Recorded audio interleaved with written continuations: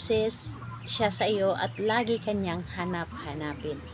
Hello mga guys, kumusta kayo? Panibagong araw, panibagong video na naman tayo. And sa araw na ito ay isa na namang video ang aking ituturo sa inyo na simpleng gabay o simpleng pamamaraan na makakatulong sa atin. At bago ang lahat, gusto ko lang mag-disclaimer sa mga taong hindi naniniwala at hindi gusto ang mga kagaya nitong video. Please skip this video and maghanap kayo ng videos na gustong gusto nyo, dahil ang video na ito ay para lamang ito sa mga taong naniniwala and gusto mag-try. Sa lahat po ng mga nagpo-comment dito sa aking video dito sa loob ng aking channel, mag-ingat sa lahat ng mga nagre-reply sa inyo na dinadala kayo sa kanilang WhatsApp and imo app upang makaiwas po tayo sa scam. Ngayon po ituturo ko sa inyo paano siya ma-obsess at lagi kanyang hanap-hanapin. Pwede itong gawin sa parehasang kasarian, babae ito babae and lalaki ito lalaki, and syempre naman sa ating babae at lalaki na mag-partner, and pwede mo itong gawin kahit na kayo ay magkalapit at magka-LDR sa isa't isa. Ngayon po ang dapat nating ihanda dito is kailangan mo lamang dito maghanda ng isang pabango. Yung pabango po dapat po ay sa iyo po ito, dapat pabango na ikaw mismo ang gumagamit at hindi mo ito papagamit sa iba or hindi ito hiniram mo lamang.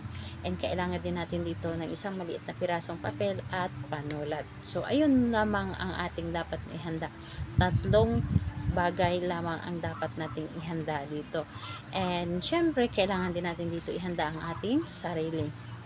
Kailangan natin dito i-claim sa ating sarili na gustong gusto natin itong gawin. Kailangan na hindi tayo magdududa sa dapat nating gawin. Dapat buo po ang ating tiwala, paniniwala sa paggawa nito. And kailangan din natin dito ng na wala tayong mga iniisip na mga problema para hindi po tayo madidistract sa ating paggawa. Yung nakafocus po tayo sa paggawa nito. And kapag ready ka na, ay pwede mo na itong simulan. So ang gagawin mo lamang dito sa isang maliit na papel, isusulat mo lamang dito ng 3 beses ang kanyang pangalan at apelyido, 3 po.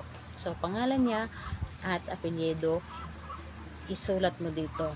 And ayun po, kapag naisulat mo na dito ang kanyang pangalan at apelyido, ang gagawin mo lamang dito is dito po sa iyong kamay or dito po sa ating pulso, sprayhan mo lamang ito ng pabango. So dito po, sprayhan mo lamang dito ng pabango.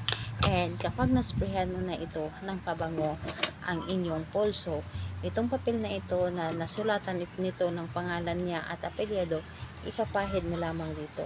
So, papahid mo dito para mas mabigyan ito ng energy.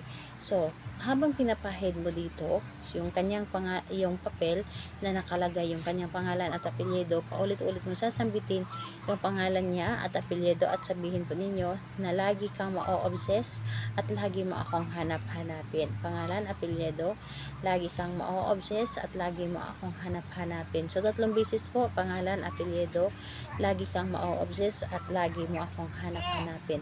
And pagkatapos nun, ang papel na ito ay itupin mo lamang ito ng 1 beses at ilagay ito sa ilalim ng inyong unan at higaan mo lamang ito ng 3 gabi.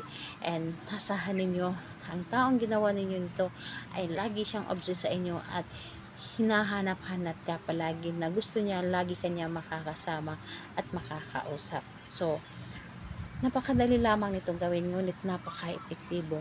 Kailan ito pwedeng gawin? Pwede mo itong gawin ng kahit anong araw at oras. So wala po itong problema, anytime, any day gawin mo ito. And ayun po, dapat think positive lang tayo palagi para mas mabilis natin mapapagana ang ating mga ginagawa. Salamat po sa inyo. Bye bye everyone. God bless us all.